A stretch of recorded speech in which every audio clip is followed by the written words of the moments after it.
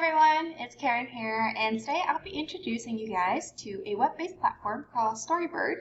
Even though it was originally designed for creative writing and literacy development, I'll be focusing on how it can be used to support language learning in an ESL context. So, what is Storybird? It is a web-based storytelling platform where students can create their own stories, picture books, poems, or long-form stories based on beautiful curated artwork. It works on both PC and Mac, and while it doesn't currently have a mobile app, it is fully functional on browsers. There is a free version, but teachers who want access to advanced functions like assignment and feedback tools may need to subscribe. So for the sake of this assignment, I did get the free trial just so we can investigate a little deeper into its functionalities. So let's get started. This is the homepage of Storybird, and as you can see here, there are many things you can do on this website. The first thing you can do is write. So if you hover on write here, there's the different forms of stories that you can write. So for example, let's click storybooks. Here, students can browse different artworks by professional illustrators and write stories based on these pictures. For example, I like this one. I'm going to click into it, and ta-da! It makes a cover page for you. So, for example, I'm going to write a trip to the forest as the title of my book, and by Karen you. After you finish making the cover page, you can go on to the next page. So I'm going to click page 1. Here, there are many different illustrations that were made in a similar style as the one you picked. So you can feel free to pick anything you like here. For example, this one, I'm going to drag it onto my blank canvas. And you can also pick how you want the picture to be displayed. Like that.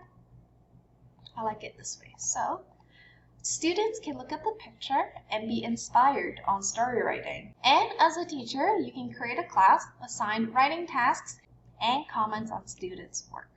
So after you finish making the story, you can save it and exit. Same format applies to all of these stories. So for example, if I were to pick long form story instead of picture books, I pick this one. And here, you can create your story based on pictures over here. Same thing. Now let's look at the read function. If you scroll down here, there are many stories that has already been written from teachers or students that you can read from. So for example, maybe this one, Stealing Bunny. I'm going to click into it, and you can browse through it like that if you want to read it silently. Or another option would be to click here, read it to me, and it will start reading it to you if you click this button here. A Storybird. Once upon a time, in a quiet forest, there lived a mischievous bunny named Benny. One bright morning, Benny spotted colorful Easter eggs hidden all around the forest, shining in the sunlight. Alright, I'm going to stop right here. So, pros and cons about this read to me function. The pro to this function is that it does allow you to listen for accurate pronunciation of each word, and you can even listen and repeat after the voice, which is very convenient. But I think for me personally, it does sound very computer-like, AI-like to me. So there is no intonation differences in the speech. It's just one flat voice. So I don't think it's good practice for students to repeat after this if they want to practice intonation. But if they just want to check for pronunciation, this would be a good way to check. Now let's go back and look at activities. So, basic writing. These are activities made by other teachers that is free to use for students. If I click into here, word of before writing. A few good lines can help young readers and writers to tell others all about themselves and become immersed in a world of descriptive words. So let's look at this one. So what's really good about the different activities is that there is clear indication of the appropriate age group, level, formats, genre, and a challenge summary. So as a teacher, you can look at this and know immediately whether or not this activity is suitable for your students. And here is the class, followed by a little quiz. Now let's take a look at creative writing. This one. So same thing, it has a summary of what this activity entails, and if you scroll down, there are prompts for students to do. Personally, I really like this function because as a teacher, sometimes you just run out of ideas, and to be able to use a website like this, you can really explore the different types of fresh ideas that other teachers might have for classes and find ones that's suitable that you can use for your own class. Another really interesting thing about the activities is the thematic composition. So here, it's very similar to the creative writing or basic writing challenges where there are different types of activities that you can do, but a lot of these are based on a specific theme. So for example, Thanksgiving or Christmas or Easter. So if there's a specific class that you're teaching, this would be really good supplementary material for you to use in that class. For example, let's take a look at Women's History Month. Here, there are two activities that you can do. I'm going to click onto this one. Here, as you can see, there is the summary, again, activity summary, and then this is the class. You read about it, and then you complete a quiz.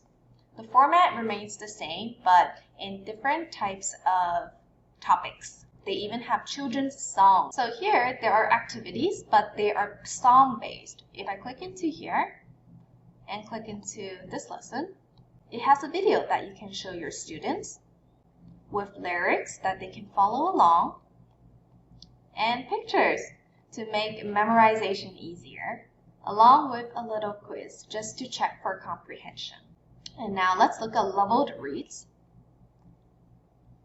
Personally, I think this is actually really good practice for English learners just because all of the readings are categorized by level and age, making it really easy to assign readings for English learners. For example, picture books 3+, poetry 3+, picture book 6+, flash fiction 6+.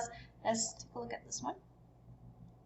And in here, there are so many different types of stories that look so interesting that you can assign or even read as a class. For example, Bubble Bird, I'm going to click into here.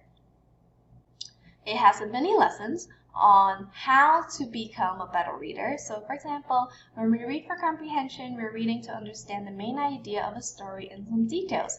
We don't have to memorize the words or details, we just want to know what is the story about. So this is really good information for students before they read. And after you finish reading that, you can either read the story or you can listen to the story as well. And after that, you get to complete a little quiz for comprehension. Now, let's talk about its strengths and weaknesses. First of all, I think it's very intuitive and visually appealing, which makes students proud of their work. The visual prompts help spark ideas and support vocabulary use. One of the major weaknesses I see in students while teaching in Asia is the lack of imagination. The method of studying had always been test-based. You write what you're asked to, but you don't really get to think outside the box. So I think the illustration here really spark ideas and help support their vocabulary use. The final product can be shared or printed, which is great for building a student portfolio. It encourages authentic use of English through storytelling. Now, limitations. As you can all probably tell by now, Storybird is mostly geared towards writing, so it doesn't support speaking or listening skills directly. Beginners may need extra scaffolding or vocabulary support before using the platform effectively. This platform is not really good for teaching kids a lesson. It's more geared towards application, I would say. So I think it would be really great for kids to use after we have a writing class, and use this to complete an assignment, since it has many tools like beautiful illustrations, pre-made templates that's already there ready to use to help support the kid to write their own original story. I would recommend Storybird to intermediate to advanced level students, especially those who enjoy creative expression.